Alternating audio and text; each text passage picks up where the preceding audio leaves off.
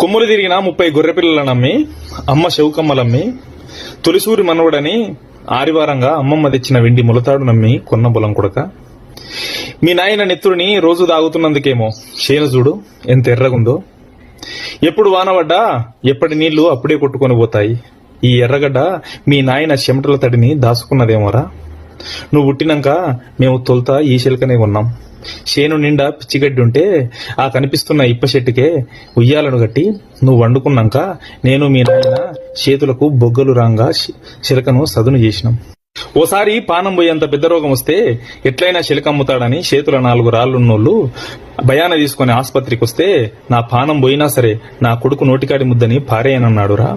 అక్కకు సంబంధం వచ్చి పెద్ద మనుషులందరూ ఇంట్లో కూర్చొని 2 ఎకరాలలో బిడ్డకు ఎకరం కొడుకుకి ఎకరం అంటే నాకున్న గొర్రెలన్నీ అమ్మి శిలకకి ఎంత వస్తాయో అంతా నా బిడ్డకు అర్ణం ఇస్తా గాని ఇంకా మీకేమన్నా తుట్టి పడితే నా కొడుకు పెళ్లికి బంగారం పెడతా గాని ఆయనకే ఆ ఒక్క శిలకని ఇడిచిపెట్టుండ్రని 10 మందిలా నోరు తెరిచి అడిగిండ్రా. నీకు పానం పోయేంత ఆపదొస్తే అమ్ముకోగాని భూమికి పానం లేదని మాత్రం ఎప్పటికీ అనుకోకురా. భూమి అంటే పట్టాబుక్కులో నెంబరు కాదురా, మీ నాయన అస్తిత్వం.